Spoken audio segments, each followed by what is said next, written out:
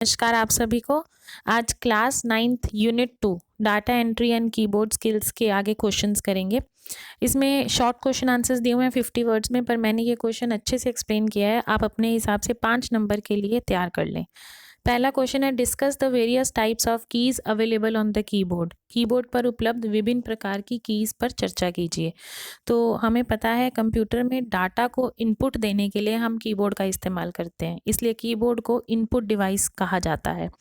Computer keyboard में विभिन्न प्रकार की कीज होती हैं। सबसे पहली होती है अल्फ़ा न्यूमेरिक कीज। देखिए नाम से पता चल रहा है अल्फ़ा न्यूमेरिक, जिसमें अल्फ़ाबेट्स भी होंगे और नंबर भी होंगे।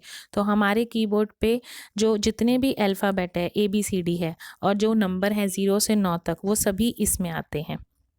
नेक्स्ट है पंचुएशन कीज। पंचुएशन कीज का होते हैं विराम चिन्ह।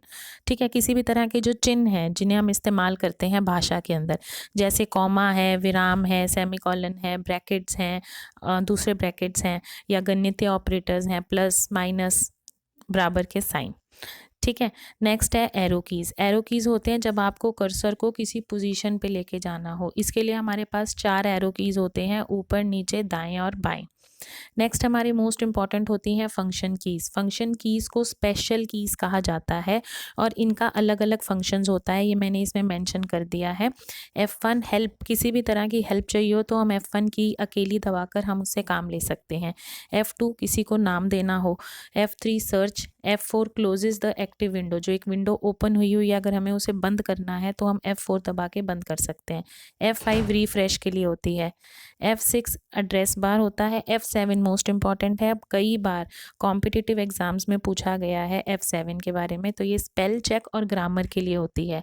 F8 बूट मेन्यू होती है। F9 अपडेट करता है वर्ड के डॉक्यूमेंट को।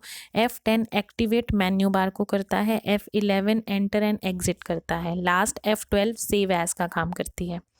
इसके अलावा हमारे पास 2 कीज़ और होती हैं, बैक स्पेस और डिलीट की। दोनों का ही काम करेक्टर को हटाने का होता है। जो बैक स्पेस है वो बाईं ओर से करेक्टर को हटाती है, जबकि जो डिलीट है वो वर्तमान स्थिति में जहाँ पे भी कर्सर होता है वहाँ से डिलीट करना शुरू करती है।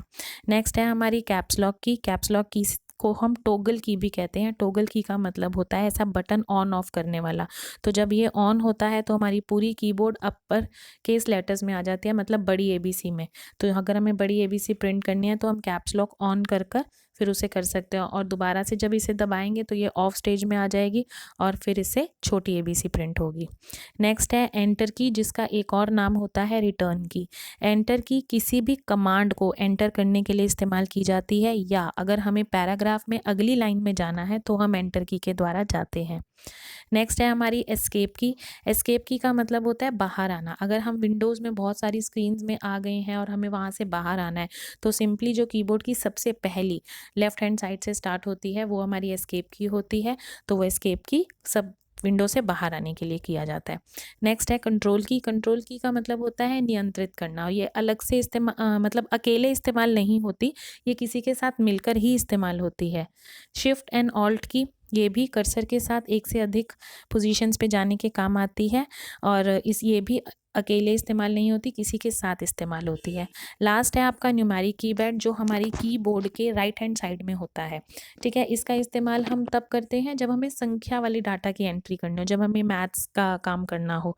ठीक है, इसके अंदर 0 से 9 संख्या होती है, उसके बाद जोड़, घटा, गुना, विभाजन के चिन्ह होते हैं और एक दशमलव का चिन्ह होता है, और इसके अलावा एक नम लॉक की कुंजी होती है। जब नम लॉक हम ऑन करते हैं तभी ये जो कीपैड है ये काम करने में काम आता है, नहीं तो ये कीपैड काम नहीं करता है। ये चित्र के द्वारा बताया गया जो जो कुंजियाँ इसके अंदर होती है। तो ये था हमारी विभिन्न types of keys on a keyboard. उम्मीद है आपको समझ आया होगा। धन्यवाद।